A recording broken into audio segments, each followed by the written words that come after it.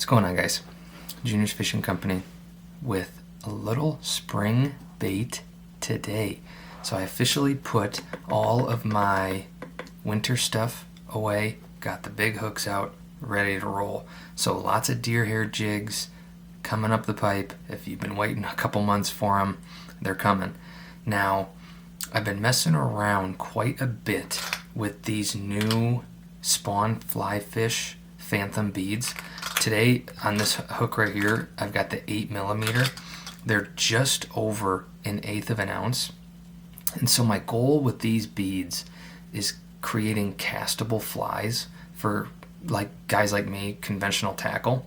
And so in the vise here, I've got just a pretty popular classic hook. This is an Ahrex Predator Stinger. This is a 2/0 hook. These are great hooks, perfect size for what I'm going to do today.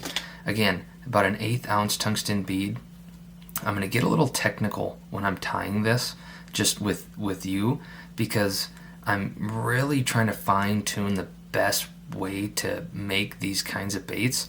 So this bead is about 15mm back from the eye, and I've kind of messed around with around that distance. I just don't want to put it too far in the back where it's going to sink backwards, or at least I think it might. So I've been messing around with the spot right here. I really just want to make sure that I'm going to put eyes on this. I want to make sure that I at least have enough room to put those eyes in there so they're not going to hit this bead. There's a lot of kind of technical stuff I've been messing around with, and I'm going to end up, I think, just kind of uploading a video with all the little details of baits like this, because there's 3 different sizes of these beads, and I ordered a ton of different hooks that I'm going to be able to put these beads on. So I really don't want to waste the first 5 minutes of every video talking about that. And so I'm kind of just going to get into it, and as I tie, I can tell you some of the details I'm thinking of. But this is going to be a deer hair jig, and I've got 2 colors here. I'll show you a couple other patterns at the end. There's one I really liked, but I'm going to tie a different color today. This is going to be kind of, I'm thinking more of a crayfish-y, bluegill-y kind of thing. Green and orange. You see some bluegills that are really dark olive. Some of them have a little bit of orange to them. So I'm thinking this is going to be kind of like a spring bluegill when they're really dark. And these are really good tails. You're going to want some longer hair for this, because this is a pretty long hook, and I'm going to end up going about 4 inches back. So you're going to want hair that's about 4 inches or longer. I mean, really, 4 inches is a pretty good tail in my opinion, but you're going to just want really decent hair in something like this, because you have to, unless you want to start tying in the back, but I really didn't want to do that. Instead, I'm going to put some flashback here, just a tiny bit, just to kind of sit under this bucktail. I'm going to end up tying some flash between bucktail stacks too, but I'm really just going to keep this kind of on. This is going to end up being the bottom of my hook, but I'm just going to keep that on there, and I'll just kind of cut this off, and this will leave me plenty of length to add some flash in after I put that first little bit of deer hair down. I'm just gonna tie this off. I got tinsel all over my hand. Just gonna tie that right on the top with a couple tight wraps, and then you can do a quick half hitch or something like that. I'm just gonna bring my thread up, and I'm gonna put a little super glue down on that tinsel anyway. I'm going to put this first stack of deer hair. I don't want it too close to that bead, because it's really going to flare it. It's going to just push it up, and it's going to look really pushed up at the end.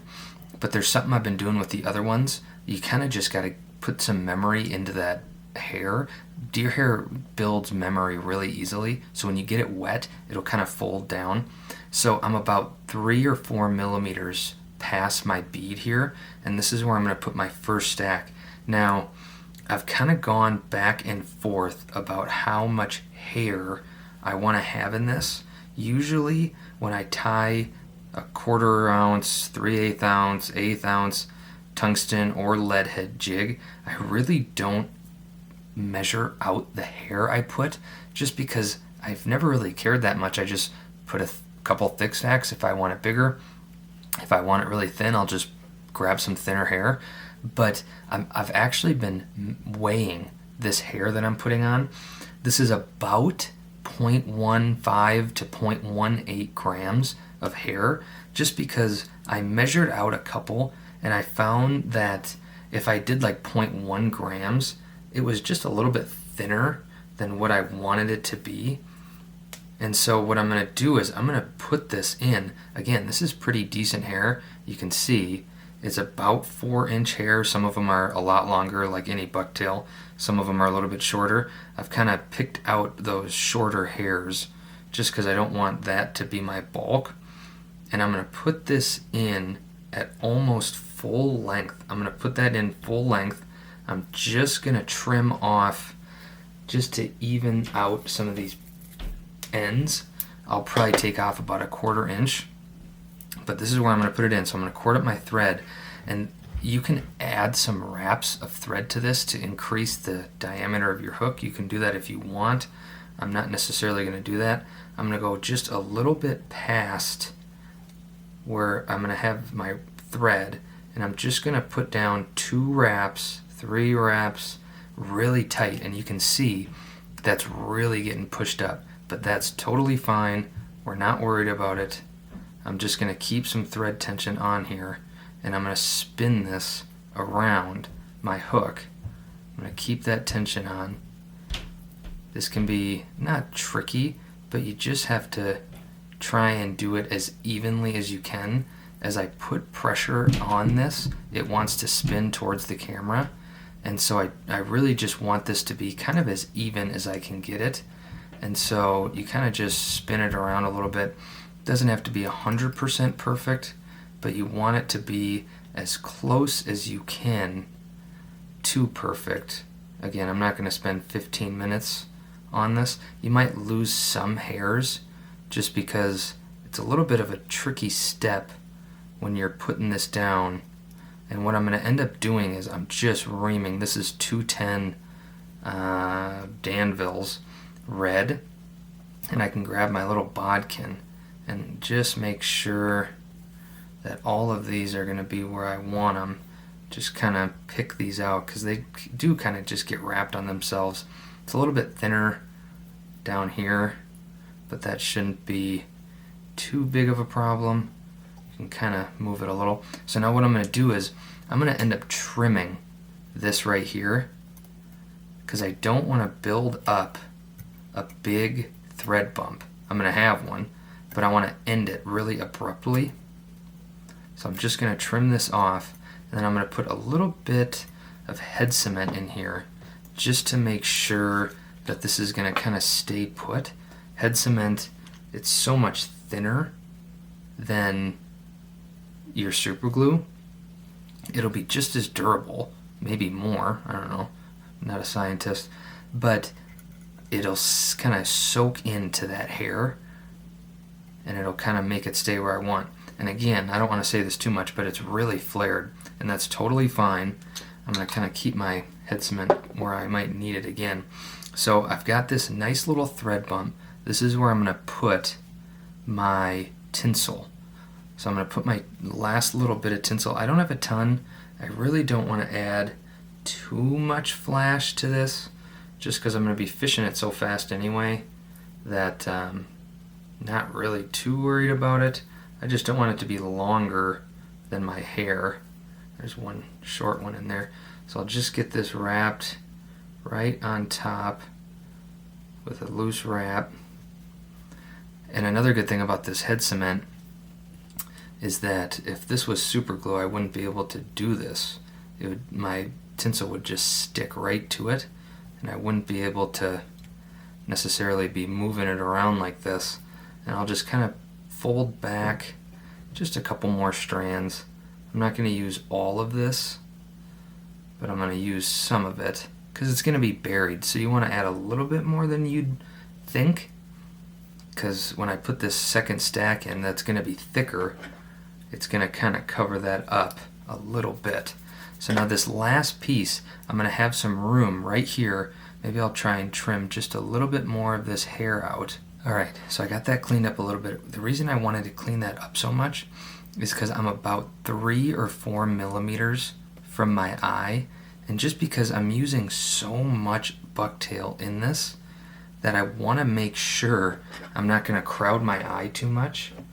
It can be a little bit tricky, especially for me, because I'm so used to tying with a head right here. I'm not quite the tyer I'd like to be when you gotta be careful of the eye. So I'm starting a little bit farther back. I'm gonna put eyes on here anyway. So even if it doesn't look perfect, it doesn't really need to be. I'm just gonna put that right here. My thread's nice and corded up. I'll put a couple loose wraps on there, and then I'm just gonna ream on that really tight, get that down, and then this is where I can spin it. And I really should have a heavier pedestal for my vise, but I don't. I have a little clamp that I could have put down. But so I'm going to get this pushed all the way around, and I can grab a little comb and make sure that these hairs aren't going to get too caught up in all my other hair. So I'll get that spun around. And again, I'm kind of pushing up on my eye, but I'm going to trim that off anyway. And I need my bodkin, because I need to push that hair right around the hook. And I just want to make sure, again, this is even. You don't have to worry as much as if this were just a traditional fly, because with this 1/8 ounce weight, it's going to kind of swim anyway. I've tested a couple of these baits.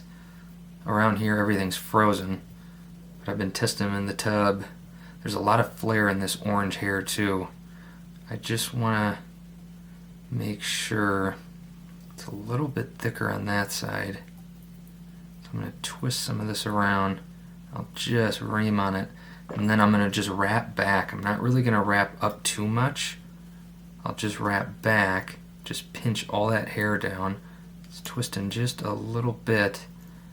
And then I can kind of wrap up. And I'm going to clean this eye up. Alright, so the head's cleaned up a little bit. I got a couple more wraps down there. We should be good to go. So what I'm going to do is I'm just going to whip finish this off. You could build a little bit more of a head here, but I'm going to put eyes on it anyway. If I wasn't going to put eyes on this, I might build up kind of a more traditional head. If you were just fishing this with a traditional fly or something like that, as a traditional fly. But I'm going to put eyes on this anyway. So I've got some 7mm living eyes. This is fire, just because it's going to match this bait a little bit more. The eyes are just a little bit different. There's not really the point in those eyes, where those ice ones have those little points in the pupil. But I like these too. I like this color. It's just going to match that orange. So I really just want to cover up the thread, and I'm going to go a little bit on my hair. But what I'm going to do is I'm just going to get that on there. Make sure that it's right at the eye of my hook. And I'm going to just push really, really hard just to kind of fold some of that hair back. Just going to push really hard. I don't want to get glue all over me. And I'll let that set just for a second so I can put this other one on. And if I need to, I can adjust them one last time. You can put a little bit of UV on here. I'll show you at the end a couple others that I've made. I might even do a video on one of them because I really like how the color turned out. I'm going to push that back just a little bit. Alright, so the eyes are down. I'm really just going to add a little bit of this thin, hard UV resin, really just to protect this thread. And the eyes it'll be a little bit more durable. I'm not going to go too crazy with this. I'm not really going to build a head or anything. Again, you could easily do that. But this deer hair really doesn't fold down too much like a dubbing would. If I was doing this with dubbing, and I've got a bunch of ideas of doing this, and I got a ton of nice new hooks too that I'm kind of wrapping my head around with all this new stuff. Thank you to Spawn Fly Fish for coming up with these beads, because It's been a lot of fun the last couple weeks, really just messing around with some new stuff that I've never done, pushing me to be a little bit better of a tire. So as it looks now, I mean, I think it looks pretty good, but you can see just how flared all of this stuff is. And so what I'm going to end up doing, I've got these little hair clips, right? And what I'm going to do is I'm just going to pinch down right to where my bead is. And I'm going to take this out and I'm going to dip it in water. So now you can see it's all pushed back. I'm going to dip the whole thing in water. I'm going to let that drip just a little. I don't want to let it drip too long because you don't want to watch me do that. And then you can see that it's going to build that body. But if I take this off, it's going to just slowly reopen. So what I'm going to do is I'm going to set it here, and I can show you this one. I've had this one sitting in here just for a little bit as well. And this is obviously a different color. But you let that sit in there. And so you can see with something like this, this is the one I might do a video on just because I really like this color. This is like Wisconsin Flame or something like that, and like a really light tan. But you can see that when I put even a little bit of pressure back here, it's just a perfect little minnow body, and the water just allows it, just pushes it down. I'm going to do that to that a couple times. I'll let it sit there just for an hour or two, and it'll be perfectly silhouetted. And so with something like this is going to be between 4 1/4 and 4 3/4 of an inch. Again, with something like this, you're just hindered to how long of hair you have, how many high quality tails you have. I don't have a ton. Every once in a while you order one. If you order one from just like Fly Fish Food or something like that, or Lure Parts Online, you can get lucky because they're all just standard. You can buy a $12 tail and it's a $7 tail. You can buy a $12 tail and it's a $22 tail. But if you go to somewhere like Musky Fool or something like that where they grade their bucktail and you get lucky enough, you can get AA graded bucktail. I think that's what this one is. Just really, really high quality long hairs that are going to let you build a longer bait. You can already see just after a couple minutes it's still a little bit, I'll have to keep it under there just a little bit longer, but you can see that just after even a little bit, that hair just starts to fold down. So this has been a lot of fun. I've been messing around with a ton of different stuff. I got a lot of stuff coming down the pipe, but including the deer hair jig, stuff like that. But these castable flies, I'm going to have a lot of fun with this spring, summer, and fall. Junior's Fishing Company. Like and subscribe, drop comments below. Lots of spring stuff coming. We'll see you on the next one.